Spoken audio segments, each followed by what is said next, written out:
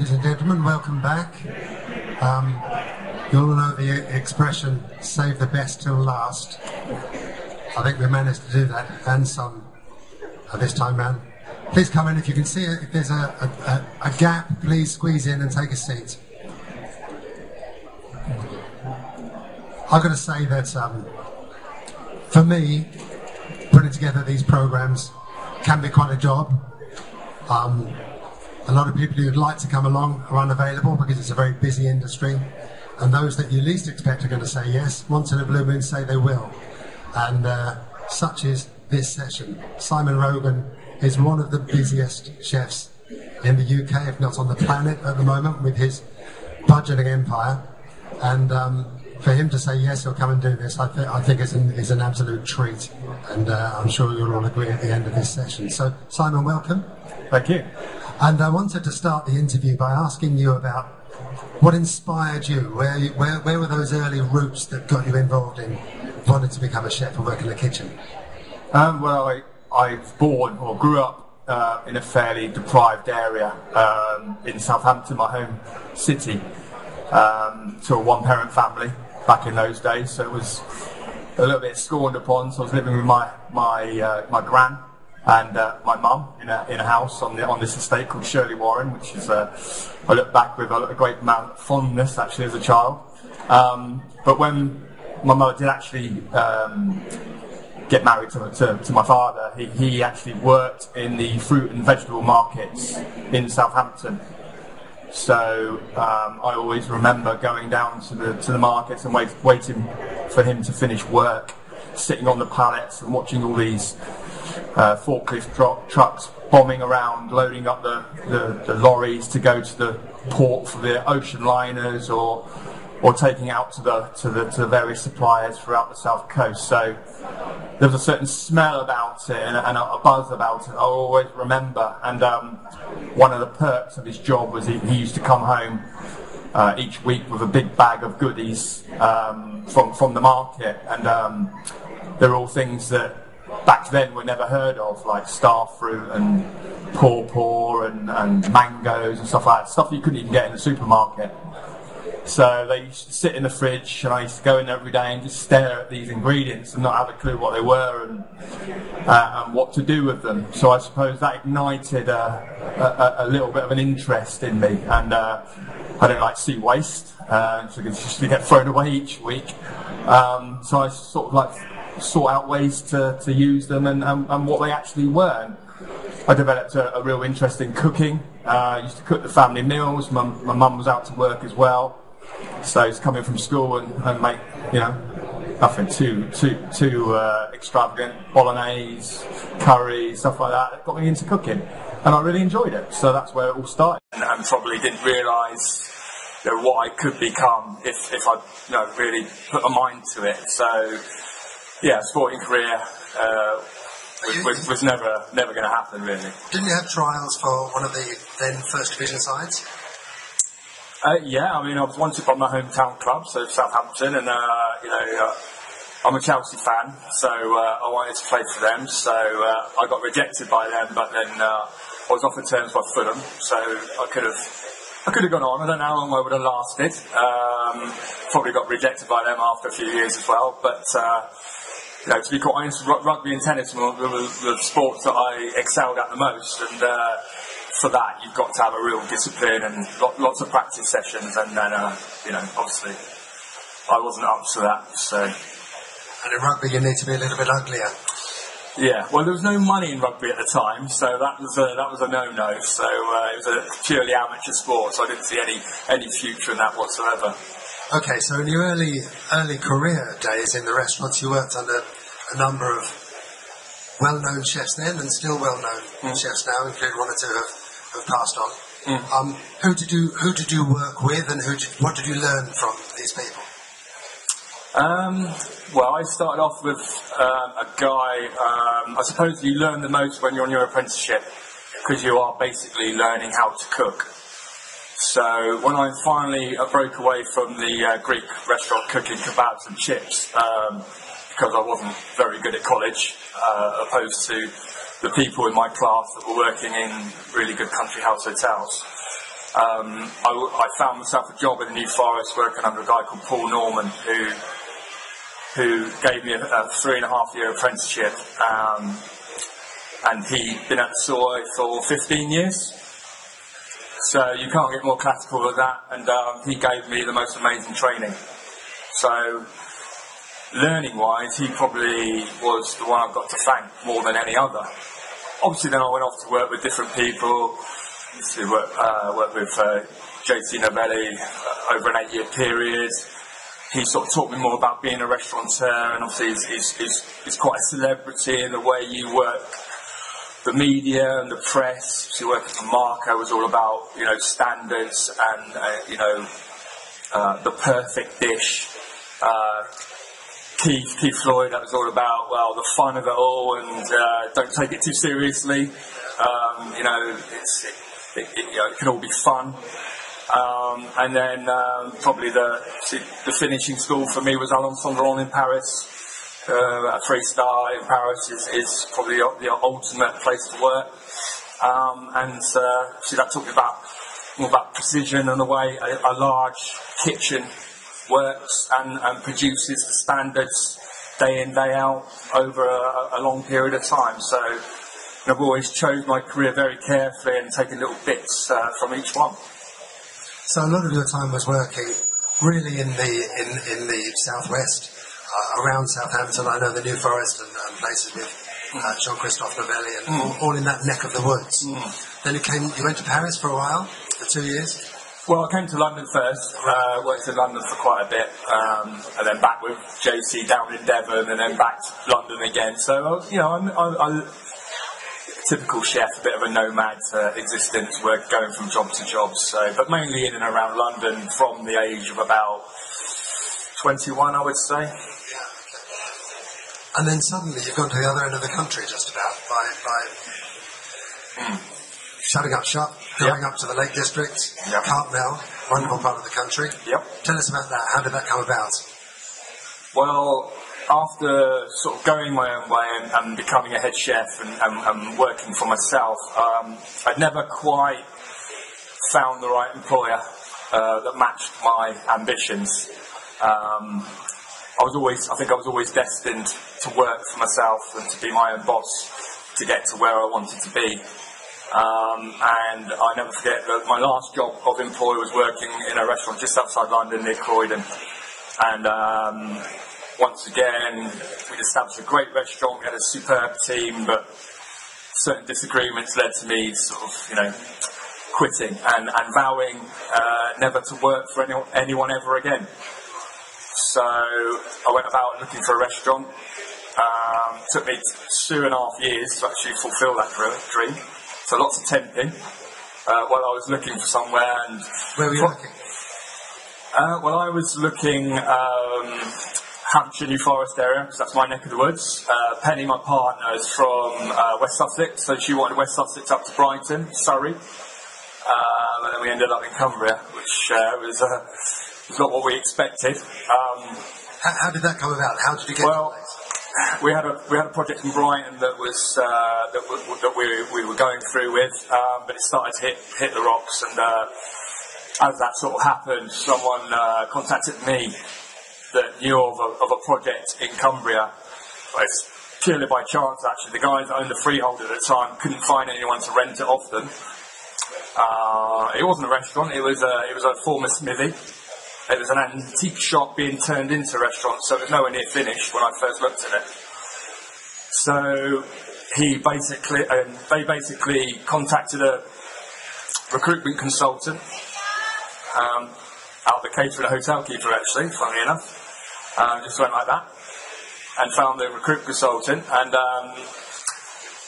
they explained the situation, and he said, "I know just the person." So he thought of me.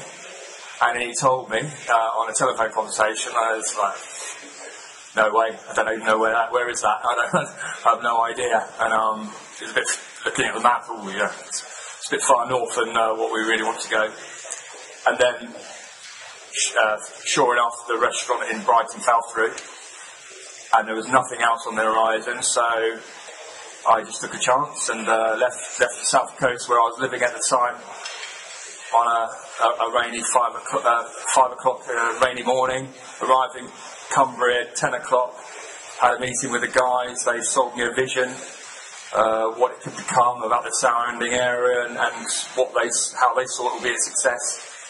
And they got me hook, line and sinker, and I looked at the building. I could never have the building that I had there in the south. It would have cost millions, and the value for money was so much better. So I basically said yes straight away. Obviously didn't tell Penny that. So I sort of had to arrange for her hurriedly to come up the week after. We spent the weekend in Cumbria.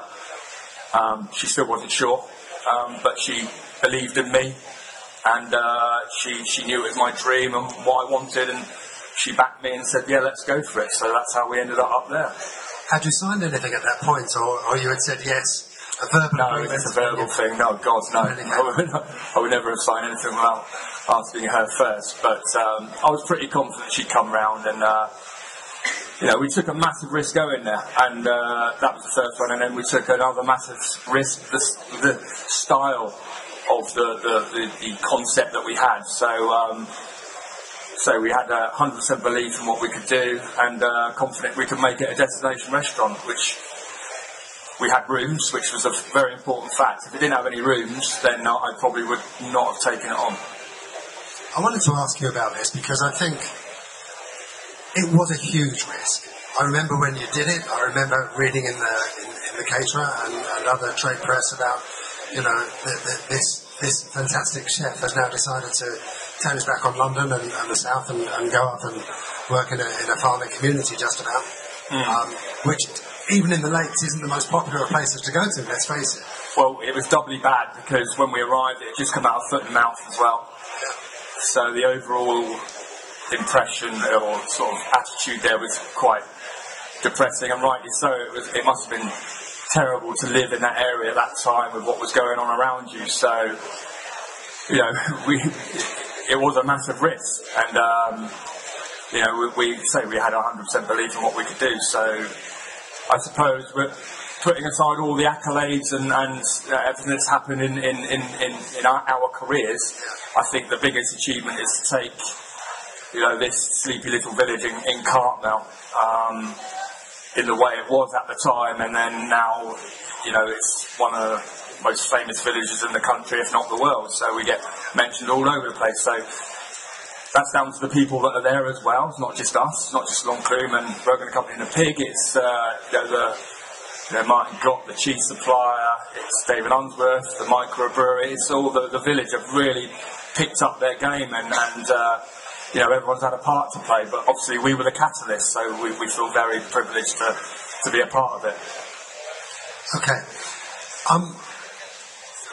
What does a typical working week entail for you now? Generally, I'm in London for half the week, officially. Sometimes a bit more, sometimes a little bit less. A lot more than less. It's a new opening. Well, it's still a new opening in my mind. Still finding our feet. So I would typically be there from Monday to Thursday, because Mondays are like Saturdays. There's no difference in business. So then I'm on my way north. So I spend a day in Manchester, probably on the Thursday or Friday, and then on to Cartmel for a weekend at Lonclume. So that's always in the kitchen, as opposed always to in the kitchen. being mine host and walking. Always in the kitchen. Obviously, as we've got bigger, our group has grown. There's a lot of I get pulled in all sorts of different directions. But we're trying to put that right now with a management structure where I can get back on make sure I'm always on the floor and concentrate on products rather than the really obscure things about running a business. So getting back to business, if you like.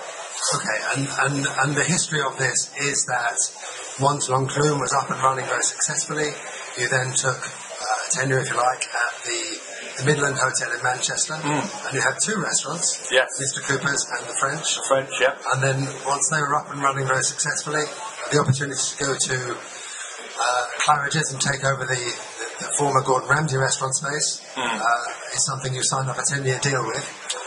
Yes, 10 years. Hopefully it'll go on for a lot longer than that.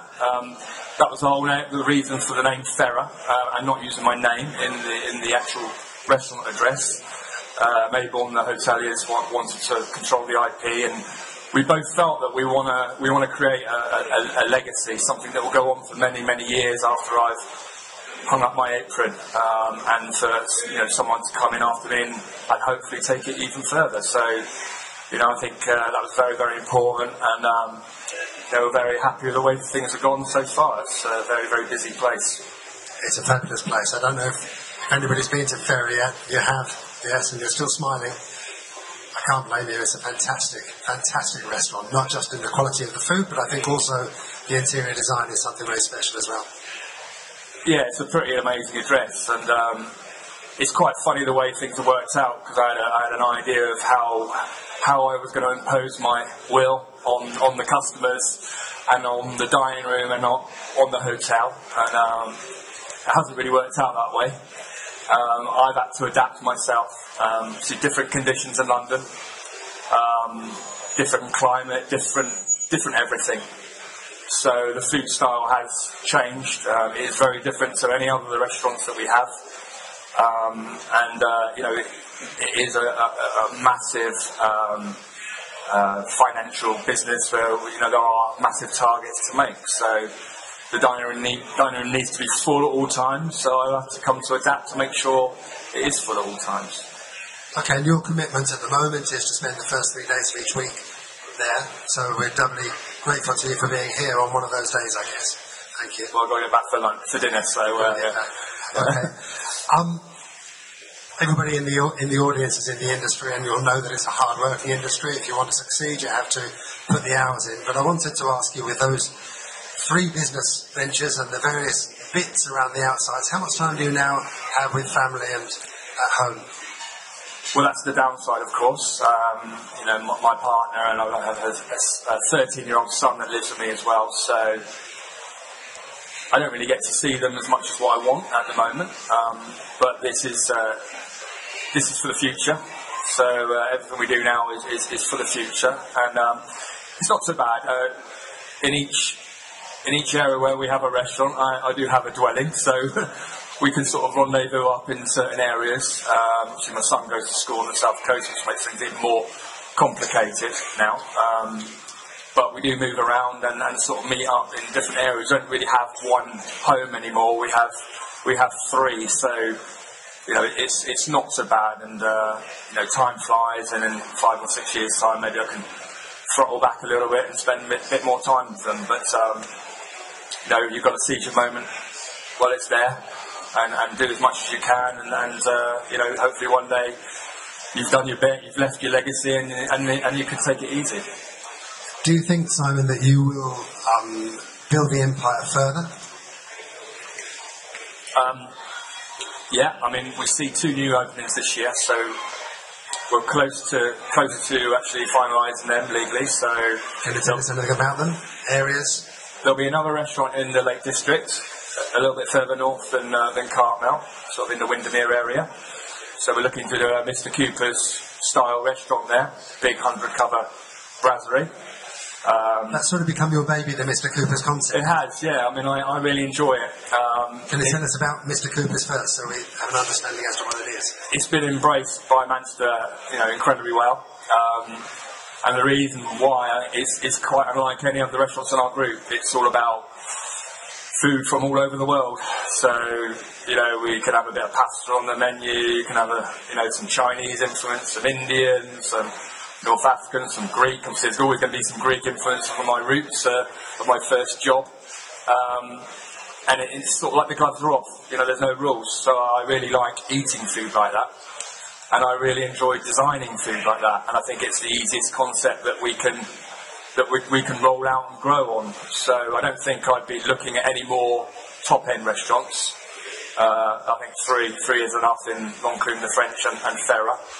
But certainly the more relaxed, casual dining restaurants are the sort of places that I enjoy going to and enjoy creating. So I can see possibly more opportunities for that style to be in other parts of the country, but the next one's going to be in the Lake District, and then we are going to do a restaurant on the South Coast. We're looking at 2 sites at the moment, but we'll be very fish orientated. So we've not got a fish restaurant, and I think I can do fish pretty well if I put the mind to it. So that's what we're going to do this year, hopefully.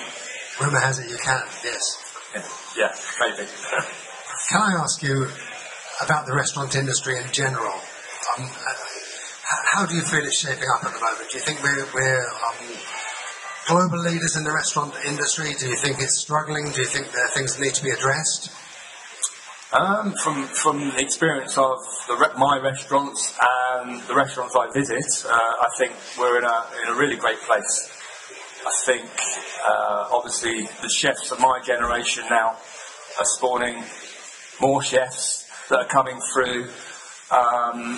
That are, the future's in safe hands, and I think the number of restaurants. I mean, I've obviously been part of it, been in the London scene.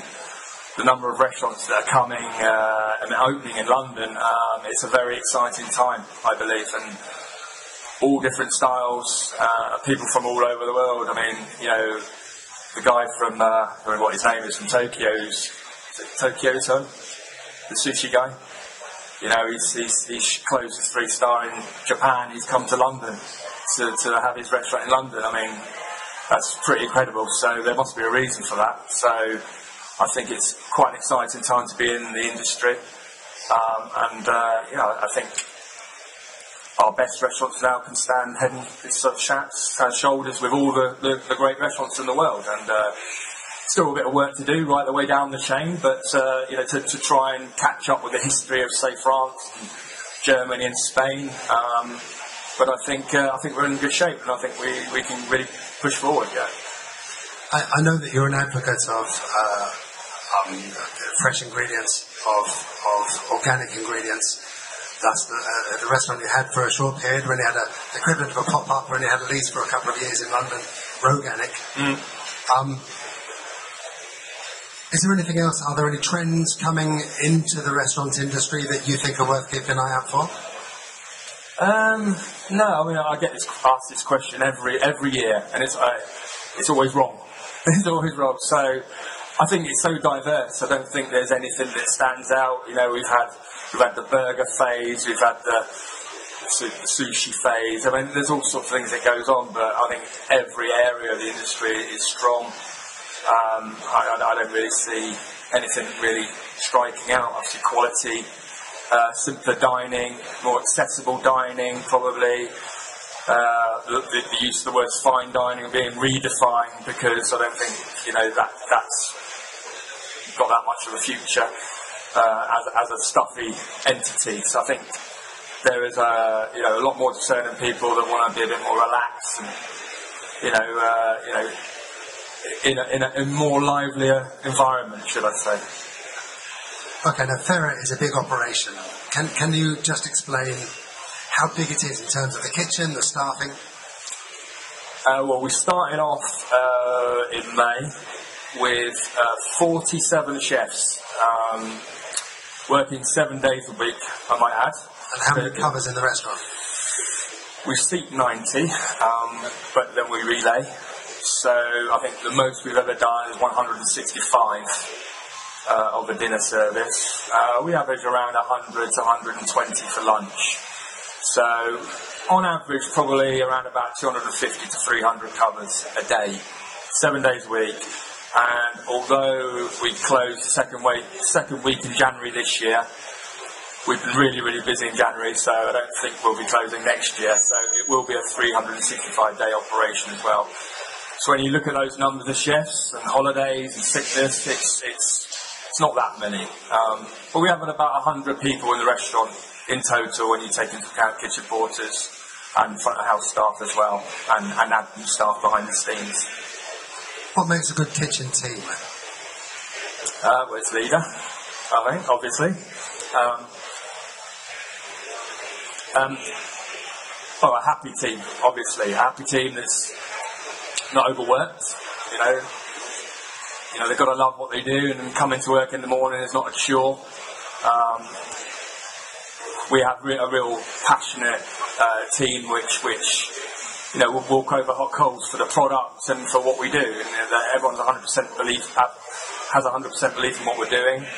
We're a little bit short at the moment, but we're building on it, and hopefully we can get back up to staff levels. You see, when you do a new opening, it takes a while to get a settled team, because a lot fall by the wayside because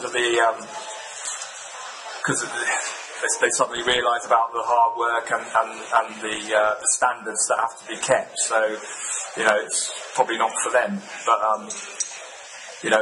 when you get a settled team, I think it has to be happy and not overworked, and have a great product to be working with and pushing forward all the time.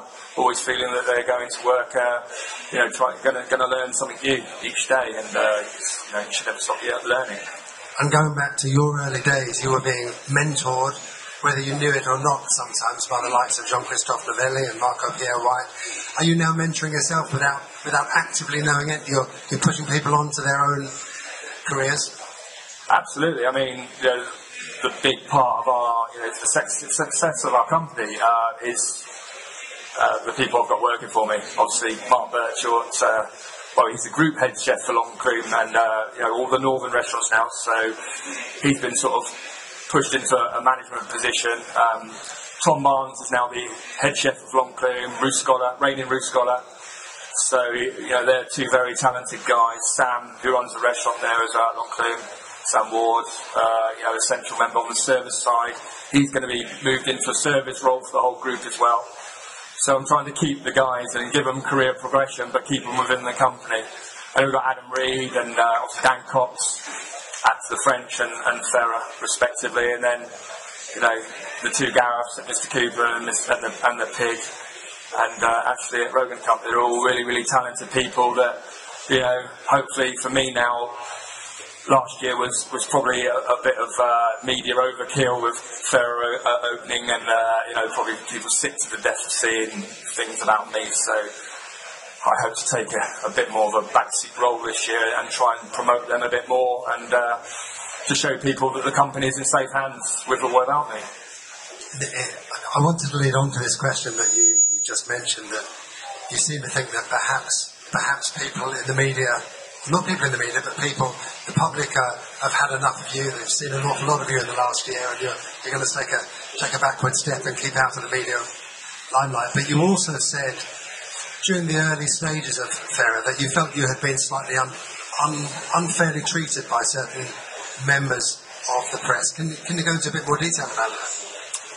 Yeah, I mean, it was expected, to be quite honest, and boringly they came through, but. We were an easy target because, it was me, it was the Mayborn Group, it was Claridge's, there was a lot of hype behind it, a lot of money spent, so it was quite easy for someone to come in and say, don't waste your money to go there and go to Longcombe instead. It was, which is great, because I'm quids in, because not only do people come to Ferrer because they wouldn't believe such words, they'd also go to Longcombe because they're actually promoting it. So I didn't really care where the customers went, as long as they came to the in general. But no, I thought some of the criticism was a little bit unfair, and you have to sort of say, though, it is their opinion, only their opinion, and for every one person that doesn't like it, there's 100 that do. So it's one of those things you've got to take it on the chin and just carry on, really. You have to have broad shoulders, but at the same time, it doesn't just affect you as an individual, it's the team behind you. Yeah, it does, yeah. And I think the worst things are the misquotes and the things that, are twisted into sort of, saying something you didn't really say. So, I got a bit knocked off with that a little bit. And the Restaurant Wars last year wasn't great for me. I think the editing didn't put me out in a great way. Can we just explain a bit more about what happened and that situation? Yeah, well, Restaurant Wars wasn't exactly a war, but it was just a filming of the opening of the French at the Midland, and it was all done over a very condensed period of time, a very pressurised period of time. all of a sudden I was in this kitchen with a brand new team in, a not too advanced kitchen. We've done things quite on a shoestring, but within our budget, within our means. Coming from a kitchen such as Long Clune, where we all strive for perfection and things were given to me which I could just put on the plate and, not have to worry about what was going on behind me. All of a sudden, I was pretty much under pressure. We underestimated how busy it was going to be, so it was full from day one.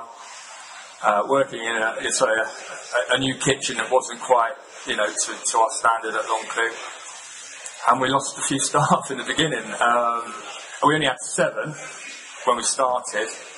But when you're full, doing 40, 50 covers, if you lose 2 or 3 of them, then you're under pressure straight away. So I think the editing of the programme sort of didn't show the before and the afters. It just showed the bit where, I lost it a few times, and which was out of character, like that. But it didn't show me in a great light. So, I made a decision there, and then there'll be no more TV ever again. I just concentrate on my business and hopefully achieving wealth and fame by the quality of the restaurants rather than swanning about on TV. So, did you have ambitions to go into the media, to do television, to do the? Not really, no. Obviously, appearing on things like Great British Menu and MasterChef, things happen very quickly, and business comes along very quickly, and it is a massive hit. And very, very good for business. But then that's not everything. How much money do you want? So I'm quite happy to shun that one now for the time being. Okay. Can I ask you, of course, apart from your own venues, what restaurants do you rate at the moment, and why? Unfortunately, with my schedules, I don't really get out a lot. But if I do, where I am in London, obviously surrounded by amazing places, and I think being where we are is reiterated the sort of love for restaurants that I've been to for a long time, like Phil Howard at the Square, Michel Rouge Jr. at Gavroche. These are all on my doorstep. Being part of the Mayborn group, see Helen at the Connaught, Marcus, Pierre. So probably out of all the places I've been to in the past year, the ones I've been able to get to are ones part of the group. So, what Helen is doing is amazing, and the new restyling of Marcus is fantastic. So. I'm towing the company line here and saying, well, it's the 2 at Mayborn, but it's just the way it's been. They're the 2 that I've frequented the most, and they're doing some great stuff. But like I say, you've got Claude just around the corner at Hibiscus, Jason at Bolton Street. There's such a wealth of restaurants in that area, so it's pretty difficult to pinpoint one. I've also developed a real love of quite simple restaurants as well. So there's a restaurant just around the corner from us called Antidote, with one of my old boys, Chris Johns, under the guidance of Mikael Johnson. He's also doing great stuff at Hedoni. So, these are all guys that I really look up to. And are there any chains, any sort of mid-market chains that you particularly admire? Well, purely because Penny, my partner, absolutely loves it. She's got a thing for Wagamamas. She's always dragging me into a Wagamama. If there's a Wagamama in a certain town or city that we're in, she's in there. So I suppose if you could call it a chain, that's probably the only thing that we really frequent. Okay. In terms of career advice, you've been given plenty in your time, I'm sure. What would you give to an apprentice or a student who's starting out in the business now? If you were to ask or to give one single piece of useful advice, what would you say? Well, you obviously choose your career path very carefully. Do a lot of research on the place, the style, how that benefit you, where do you see yourself going, and then you choose the places accordingly to help you get to that point. I suppose with the youngsters we get through the kitchen these days, I think it's be patient. Be patient. I think there's too many youngsters coming into the business thinking they should be earning a certain amount of money and in a certain position very, very quickly. I know it's not as bad as what it was in my time, but you spill a lot of blood and guts before you get to any position of relevance. And I think that youngsters expect too much too soon these days. Say patience. Serve a long, calculated career, and then it will be a lot more rewarding than trying to do something short, sharp, and too soon. Okay, so stick at it, be patient. Stick at it and be patient, don't expect too much. Okay, thank you. And finally, I'd like to ask you, just for a bit of fun really, if this was to be your last meal, 3-course dinner, what would you have? Who would cook it?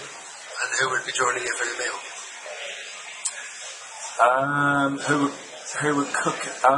What would it be? Well, I'm quite a simple guy at heart these days.